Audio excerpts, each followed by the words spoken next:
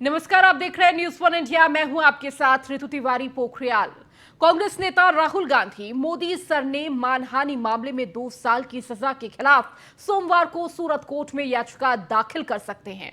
राहुल गांधी को CJM court ने हाल ही में मोदी सरनेम के मानहानि केस में सजा सुनाई थी। सूत्रों के अनुसार फैसले को चुनौती देने वाली याचिका तैयार है, जिसे सोमवार को राहुल कोर्ट में दाखिल कर सकते हैं। इस याचिका के माध्यम से राहुल गांधी मानहानि मामले में फैसला बदलने की मांग करेंगे। दोष पर रोक लगी तभी उनकी संसद की सदस्यता बहाल हो सकेगी। आपको रिपोर्ट दिखाते हैं।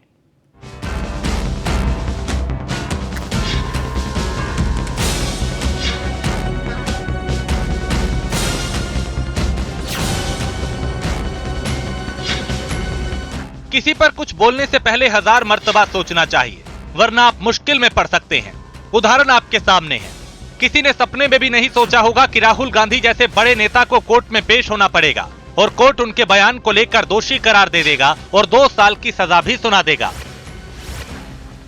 हालांकि लोकसभा सदस्यता रद्द होने के 11 दिन बाद राहुल गांधी सूरत कोर्ट में याचिका दायर करेंगे। पूरे मामले को लेकर लीगल टीम गुजरात पहुंच रही है।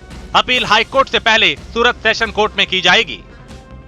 मोदी सरनेम को लेकर विवादित टिप्पणी करने के बाद राहुल गांधी की मुश्किलें इस कदर बढ़ी कि सूरत कोर्ट ने उन्हें 2 साल की सजा सुना दी। सजा के बाद उनकी लोकसभा सदस्यता को भी रद्द कर दिया गया। सवाल यह उठने लगा कि राहुल गांधी आखिर निचली अदालत के इस फैसले को ऊपरी अदालत में चुनौती क्यों नहीं दे रहे, क्योंकि इस मुद्दे को आधार बना के कांग्रेस देश भर में विरोध प्रदर्शन भी कर रही है और सरकार को घेरती हुई भी नजर आ रही है। अब सोमवार को राहुल गांधी 2 साल की सजा को चुनौती देने के लिए सूरत की ऊपरी अदालत का रुख करेंगे। देखना होगा राहुल गांधी के इस मामले में ऊपरी अदालत क्या फैसला सुनाती है। 2 तारीख 24 मार्च 2023, समय दोपहर के करीब 2:30 बजे। राहुल गांधी जो माननीय लोकसभा सांसद थे वो भूतपूर्व हो गए। वजह थी राहुल का विवादित बयान जो 2019 में कर्नाटक के कोलार में दिया था। इस मामले को लेकर राहुल गांधी की लोकसभा से सदस्यता चली गई, जिसकी जानकारी लोकसभा सचिवालय ने एक पत्र जारी करके साझा की और लोकसभा की वेबसाइट से राहुल का नाम हटा दिया। वहीं राहुल गांधी ने भी ट्विटर पे अपने बायो को बदलकर डिस्क्वालिफाइड सांसद लिखा है। अब आप सोच रहे होंगे आखिर ऐसा क्यों हुआ। दरअसल सुप्रीम कोर्ट ने 2013 के एक फैसले में कहा था कि अगर कोई भी सांसद या विधायक निचली अदालत में दोषी पाया गया तो वो संसद या विधानसभा की सदस्यता के लिए अयोग्य माना जाएगा। 2014 में आरएसएस के खिलाफ टिप्पणी पर भिवंडी कोर्ट में मामला।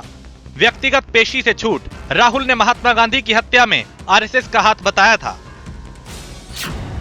2015 में नेशनल हेराल्ड केस में पटियाला हाउस कोर्ट ने सोनिया गांधी और राहुल गांधी को 50-50 हजार के मुचलके पर जमानत दी। 2018 में कांग्रेस अधिवेशन में दिया बयान, कांग्रेस में कोई राष्ट्रीय अध्यक्ष हत्यारा नहीं बन सकता। रांची कोर्ट में मुकदमा। 2019 में चौकीदार चोर के बयान पे सुप्रीम कोर्ट से माफी मांगी। 23 मार्च 2023 को सूरत सेशन कोर्ट का मोदी सरनेम केस में राहुल को 2 साल की सजा। संसदीय जाने के बाद राहुल ने 25 मार्च को प्रेस कॉन्फ्रेंस की। इस दौरान कहा कि बीजेपी ध्यान भटकाने की कोशिश करती है, कभी ओबीसी की बात करेगी, कभी विदेश में दिए बयान की बात करेगी। ये लोग मेरी सदस्यता रद्द करके मुझे रोक नहीं सकते। चाहे मुझे सदस्यता मिले ना मिले, मैं अपना काम करता रहूंगा। नरेंद्र मोदी जी और अदानी जी के रिश्ते का मामला है। 20,000 करोड़ रुपए जो अदानी जी को पता नहीं कहां से मिले, उसके बारे में मैं सवाल पूछ रहा हूं और उसका जवाब चाहिए। बीजेपी ध्यान को भड़काने की कोशिश करती है, कभी ओबीसी की बात करेगी, कभी विदेश की बात करेगी, कभी कुछ और बात करेगी, कभी डिस्क्वालिफिकेशन की बात करेगी, मगर सवाल यही है 20,000 करोड़ रुपए, $3 बिलियन किसका था। वहीं राहुल गांधी की लोकसभा सदस्यता रद्द करने के खिलाफ कांग्रेस ने 26 मार्च को देश भर में संकल्प सत्याग्रह किया। प्रियंका गांधी, मल्लिकार्जुन खड़गे, अधीर रंजन जैसे बड़े नेता सुबह राजघाट पहुंचे। संकल्प सत्याग्रह के मंच से प्रियंका गांधी ने जमकर मोदी सरकार पर निशाना साधा और कहा कि आज तक हम चुप रहे तो हमारे परिवार का अपमान किया गया। प्रियंका गांधी यही नहीं रुकी, उन्होंने कहा कि मैं पूछना चाहती हूं कि राहुल गांधी का कितना अपमान करोगे, मुझ पर केस लगा दो, लेकिन सच ये है कि इस देश का प्रधानमंत्री कायर है। हमारे परिवार का अपमान करते गए करते गए करते गए। मेरे भाई ने क्या कहा, संसद में वो मोदी जी के पास गए और उनसे गले लगे। मेरे भाई ने कहा मैं आपसे नफरत नहीं करता हूं, मेरे दिल में आपके लिए कोई नफरत नहीं है, हमारी विचारधारा अलग है, लेकिन हमारी नफरत की विचारधारा नहीं है। तो मैं पूछना चाहती हूं, एक आदमी का कितना अपमान करोगे, कितना अपमान करोगे? क्या यही है इस देश की परंपरा? आपने देखा इस देश में कितने केस हैं कि जेल में 10 साल के लिए पड़े रहते हैं, उनकी सुनवाई नहीं होती। ये तो सुनवाई भी फट से हो गई, जजमेंट भी फट से हो गई, सजा भी फट से हो गई, और आपने कह दिया अगले दिन कि 8 सालों के लिए ये चुनाव नहीं लड़ सकते, संसद से बाहर कर देंगे इनको। वाह वाह वाह वाह वाह वाह,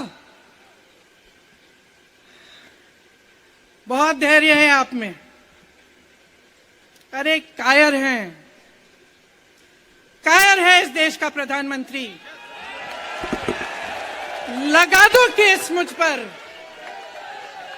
लगा दो केस मुझ पर, जेल ले जाओ मुझे भी, लेकिन सच्चाई ये है कि इस देश का प्रधानमंत्री कायर है। लेकिन कहते हैं ना, जब समय खराब हो तो विपत्ति चारों तरफ से घेर लेती है। ऐसा ही कुछ राहुल गांधी के साथ हुआ, जहां एक तरफ राहुल गांधी की लोकसभा से सदस्यता रद्द होने का घाव भरा भी नहीं था कि दूसरी तरफ लोकसभा हाउसिंग कमेटी ने राहुल को 27 मार्च को बंगला खाली करने का नोटिस थमा दिया। कमेटी ने उन्हें 22 अप्रैल तक 12 तुगलक रोड का सरकारी आवास खाली करने को कहा है। सांसदी रद्द होने के बाद राहुल गांधी को बंगला खाली करने का नोटिस भेजा गया।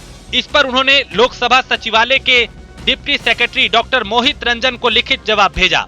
राहुल ने लिखा, मैं 4 बार लोकसभा सांसद चुना गया, ये लोगों का जनादेश है, मैं उन लोगों का शुक्रगुजार हूँ, मेरी इस घर से कई अच्छी यादें जुड़ी हैं, मैं नोटिस में दिए गए आदेश का पालन करूंगा।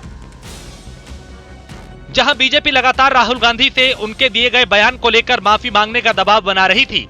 ओबीसी समुदाय पर अभद्र टिप्पणी की है, बल्कि साथ ही जब राष्ट्र को पहली बार ट्राइबल परिवार की एक महिला को महामहिम राष्ट्रपति के पद तक चुनने का मौका मिला, तब भी गांधी खानदान के आदेश पर महामहिम द्रौपदी मुर्मू जी का अपमान कांग्रेस के नेतृत्व ने किया। ये बात और है कि राहुल गांधी अपनी ही पार्टी के दलित नेता से अपने चप्पल उठाते हुए दिखाई दिए, और अब उनका झूठ सर चढ़कर बोल रहा है। वहीं दूसरी तरफ कांग्रेस नेताओं ने राहुल का समर्थन किया और बीजेपी पर जमकर शब्दों के बाण चलाए। कांग्रेस से राज्यसभा सांसद प्रमोद तिवारी ने कहा कि बीजेपी ने अपने ही पैर पे कुल्हाड़ी मार ली। राहुल गांधी की सदस्यता लेकर बीजेपी ने करोड़ों राहुल गांधी पैदा कर दिए हैं।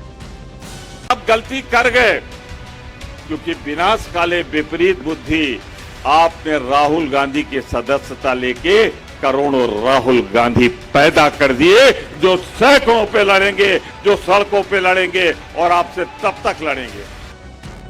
राहुल गांधी को घर खाली करने के बाद पूरे देश में कांग्रेसी राहुल गांधी के समर्थन में उतर आए और राहुल गांधी को अपना घर देने की बात कही।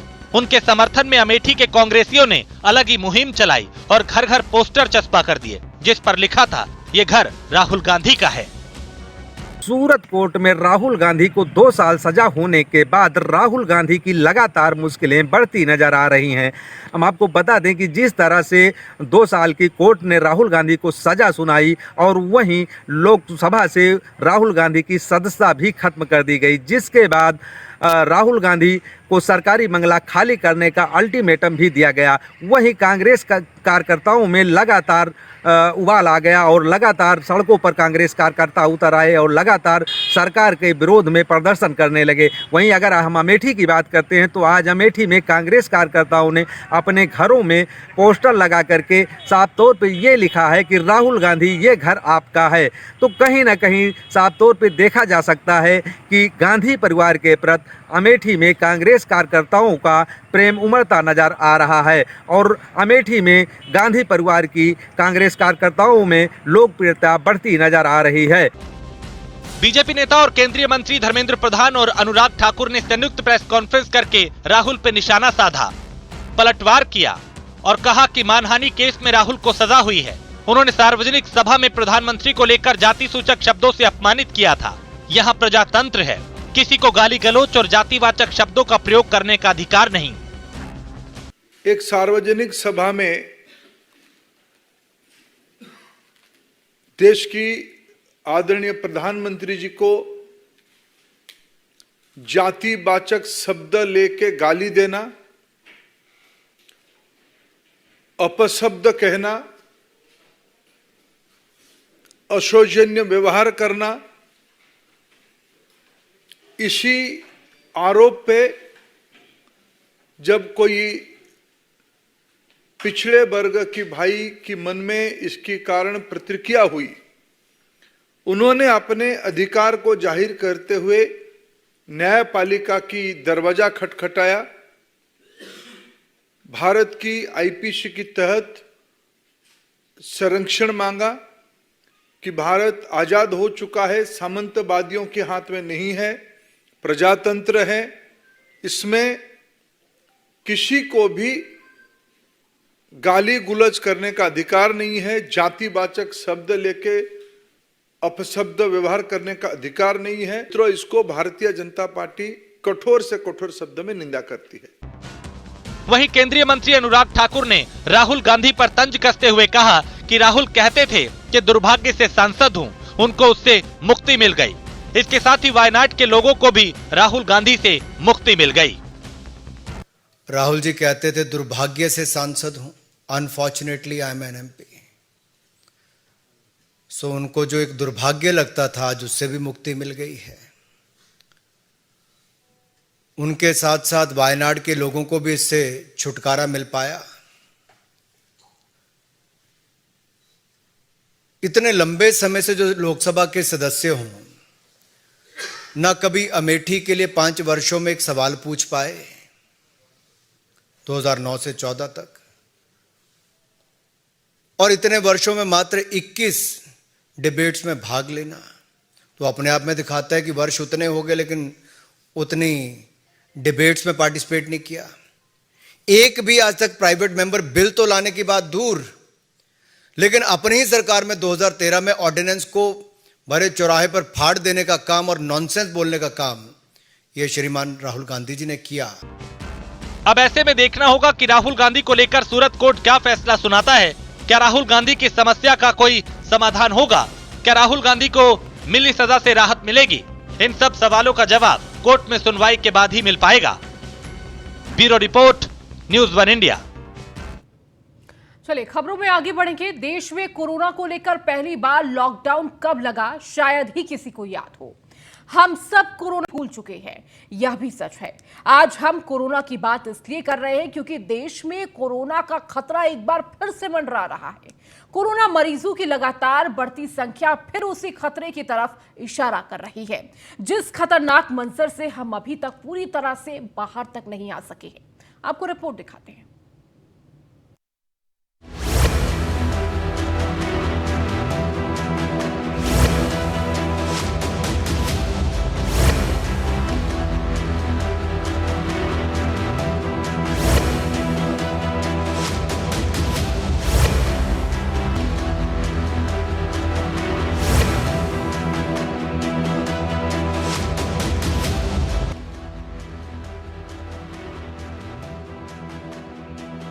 वो फिर लौट आया है, एक बार फिर कहर बरपाने लगा है, एक बार फिर अस्पतालों में इसका खौफ दिखने लगा है।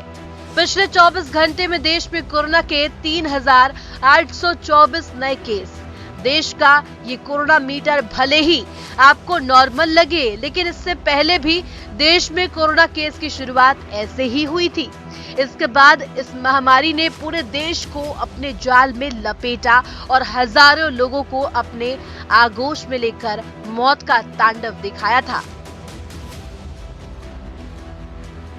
उस मंजर को याद करते ही आंखें नम हो जाती हैं। शायद ही देश में कोई ऐसा हो जिसने किसी अपने को ना खोया हो, और अपनों को खोने का दर्द हम और आप अच्छे से जानते हैं। कोरोना महामारी में कई ऐसे परिवार हैं जिनके घर में एक के बाद एक मौत होती चली गई। कहीं पत्नी, कहीं पति ने कोरोना में दम तोड़ दिया, तो कहीं माँ, कहीं बेटे ने दम तोड़ा। ऐसे में कोरोना महामारी ने इन परिवार से अपनों को जुदा किया। चारों तरफ जलती लाशें, चीख पुकार ने पूरे देश को झकझोर कर रख दिया था। बता दें कि कोरोना का ये आंकड़ा पिछले 6 महीने से सबसे ज्यादा है।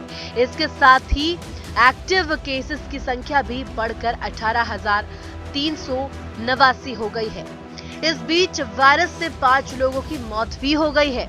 देश में कोरोना से मरने वालों की संख्या की अगर हम बात करें तो आंकड़ा 5.3 लाख को पार कर गया है। स्वास्थ्य मंत्रालय के मुताबिक शनिवार को 2,994 केस मिले थे। वहीं डेली पॉजिटिविटी रेट की बात करें तो 2.87% दर्ज किया गया है, जबकि वीकली संक्रमण रेट 2.24% है। लगातार बढ़ रहे कोरोना केस को देखते हुए सरकार और स्वास्थ्य विभाग पूरी तरह से अलर्ट मोड पर आ चुका है। स्वास्थ्य विभाग के अधिकारियों ने सभी अस्पतालों को पूरी तरीके से अलर्ट रहने के आदेश दिए हैं, ताकि इस महामारी के असर को बेअसर किया जा सके। उत्तर प्रदेश में बढ़ते कोविड को लेकर उत्तर प्रदेश सरकार ने लगातार सभी अधिकारियों को दिशा निर्देश दिए हैं। बात कर लेते हैं जनपद बुलंदशहर में कोविड मरीजों की संख्या करीबन 6 पहुंच चुकी है। लगातार मरीज निकल कर आ रहे हैं, जिसको लेकर सीएम ने तमाम जितने भी अधिकारी कोविड जो प्रभारी है उनको दिशा निर्देश दिए हैं कि अस्पतालों में स्कैनिंग की जाए और स्कैनिंग करके उनको दवा का सुनिश्चित की जाए और मास्क लगाने के लिए अस्पताल में अनिवार्य करा है। अब देखना होगा जिस तरीके से उत्तर प्रदेश सरकार ने हाई अलर्ट घोषित किया है कोविड को लेकर, अब देखना होगा अधिकारी किस तरीके से पालन करा रहे हैं। हालांकि बुलंदशहर में जो एक्टिव की संख्या 6 बताई जा रही है वो भिन्न भिन्न जनपद के क्षेत्र से निकल कर आ रही है। अस्पतालों में स्कैनिंग की जा रही है और मास्क लगाने के अनिवार्य करा गया है। हालांकि मौसम चेंज हो रहा है, जिसके चलते खांसी और जुकाम के ज़्यादा अस्पतालों में पेशेंट निकल कर आ रहे हैं। उनका भी स्कैन किया जा रहा है कि ताकि कोविड को बचाया जाए और मास्क लगाकर ही बाहर निकाला जाए और अस्पताल में आया जाए। अब देखना होगा कि जिस तरीके के यूपी सरकार लगातार निर्देश दे रहे हैं कि सीएससी प्रभारियों और सीएमओ को निर्देश दिए हैं कि कोविडों के जो मरीज निकल कर आ रहे हैं उनको स्कैनिंग और मास्क लगाए जाए, उनको बचाव हेतु के लिए मरीजों को सलाह दी जाए। इन आंकड़ों को देखकर कहा जा सकता है कि अगर हम अभी से सावधान नहीं हुए तो हम फिर से एक बार उसी भयानक दशा और दिशा में पहुंच जाएंगे। सावधानी ही इससे बचाव का सबसे बड़ा उपाय है। ऐसे में हम सबको एक बार फिर से कोरोना के खिलाफ लड़ना पड़ेगा। ये लड़ाई हम सबके लिए नई नहीं है। हम पहले भी इस स्थिति से बाहर निकल चुके हैं। कोरोना वायरस से बचाव के नियमों का सख्ती से पालन करना होगा, मास्क लगाना होगा, जरूरत पड़ने पर आयुर्वेदिक औषधियों और सरकार की गाइडलाइंस का पूरी तरीके से पालन करना होगा। Bureau report, news 1 India. तो पूरे देश में कोरोना का कहर एक बार फिर से देखने को मिल रहा है। लगातार कोरोना के केसेस बढ़ते जा रहे हैं और अपना ही रिकॉर्ड एक बार फिर से कोरोना के रिकॉर्ड तोड़ रहा है। इसके साथ ही साथ लगातार कोशिश ये की जा रही है सरकार और प्रशासन की तरफ से एक बार फिर से जिस तरह से लोगों को सावधानी बरतने की जरूरत है, उन सावधानियों को एक बार फिर से पालन करना होगा। इसीलिए प्रशासन से ज्यादा आपको ध्यान रखने की जरूरत है। मास्क लगाना, 2 गज की दूरी रखना और तमाम सावधानियों को पालन करना बेहद जरूरी है। फिलहाल इस बुलेटिन में इतना ही। बने रहिए न्यूज़ 1 इंडिया के साथ।